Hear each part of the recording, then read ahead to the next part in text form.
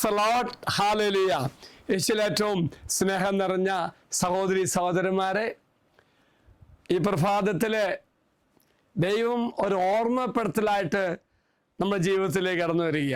അതായത് ഞാൻ തിന്മ ചെയ്യുമ്പോൾ, പാപം ചെയ്യുമ്പോൾ അത് ചെയ്യാതിരിക്കാൻ ബാഹ്യമായ ഒരു അടയാളം നമ്മുടെ ജീവിതത്തിൽ വേണമെന്ന് കർത്താവ് പറയുക. നമ്മുടേതായ ചിന്തകൾക്ക്, നമ്മുടേതായ ആഗ്രഹങ്ങൾക്ക്, നമ്മുടേതായ അഭിലാഷങ്ങൾക്ക് പുറകെ പോയാൽ നമ്മുടെ ജീവിതം വലിയ ദുരന്തമാകുന്ന അവസ്ഥയാണ് കർത്താവ് ഓർമ്മപ്പെടുത്തുന്നത്. സംഖ്യയുടെ പുസ്തകം 15-ാം അധ്യായം 39-ാം വാക്യത്തിലൂടെ ഈ ഒരു ഓർമ്മപ്പെടുത്തൽ കർത്താവ് തരിക. ദൈവം പറയാണ്, ഹൃദയത്തിൻ്റെയും കണ്ണുകളുടെയും ചായ്വ് അനുസരിച്ച് യഥേഷ്ടം ചരിക്കുവാനുള്ള നിങ്ങളുടെ പ്രവണതയെ പിഞ്ചല്ലാതെ കർത്താവിൻ്റെ കൽപ്പനകളെല്ലാം ഓർത്തു പാലിക്കുന്നതിന് ഈ തൊങ്ങലുകൾ അടയാളമായിരിക്കും.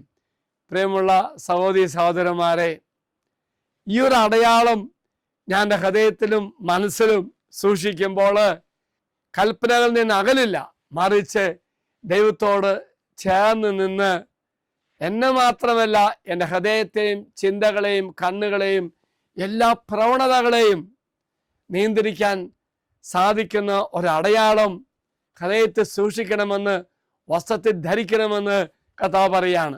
ഇസ്രായേലെ ദൈവത്തിൻ്റെ കൽപ്പനകൾ അനുസരിക്കുവാനുള്ള ഓർമ്മപ്പെടുത്തലായി വസ്ത്രത്തിൽ തൊങ്ങലുകൾ ധരിക്കാൻ നിർദ്ദേശിക്കുന്നു.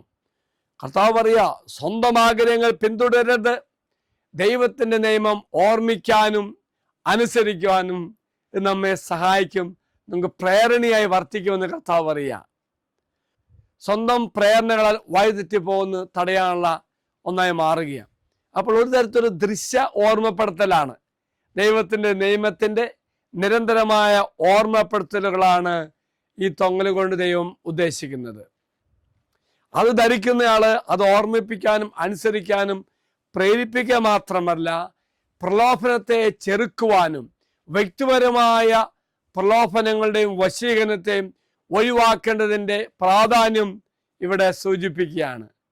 പ്രിയമുള്ളവരെ, ഒപ്പം തന്നെ അനുസരണത്തിൽ ശ്രദ്ധ കേന്ദ്രീകരിച്ചുകൊണ്ട് ജീവിക്കുവാനും സ്വന്തം ആഗ്രഹങ്ങളാൽ വഴിതെറ്റിക്കപ്പെടാതിരിക്കുവാനുള്ള ഒരു മാർഗമായി ദൈവത്തിൻ്റെ കൽപ്പനകൾ അനുസരിക്കേണ്ടതിൻ്റെ പ്രാധാന്യം ഓർമ്മിപ്പിക്കുക. എങ്കിൽ പ്രിയമുള്ള സഹോദരി സഹോദരന്മാരെ, ദൈവം ആഗ്രഹിക്കുന്ന പോലെ ദൈവ കൽപ്പനകളോട് ചേർന്ന് ജീവിക്കുവാൻ എൻ്റെ മനസ്സിലും ചിന്തകളെല്ലാം കൽപ്പനകൾ ഓർമ്മപ്പെടുത്തുന്ന ഒരു ദൃശ്യമായ ഓർമ്മപ്പെടുത്തലായി തങ്ങലുകൾ മാറട്ടെ എന്ന് പ്രാർത്ഥിക്കുന്നു. ദൈവം എല്ലാവരും അനുഗ്രഹിക്കട്ടെ എന്ന് പ്രാർത്ഥിക്കുന്നു. പരിശുദ്ധ കന്യാമറിയം നമുക്ക് വേണ്ടി മാധ്യസ്ഥം പ്രാർത്ഥിക്കട്ടെ. അച്ഛനീശ്വര ആശീർവാദം തരാം.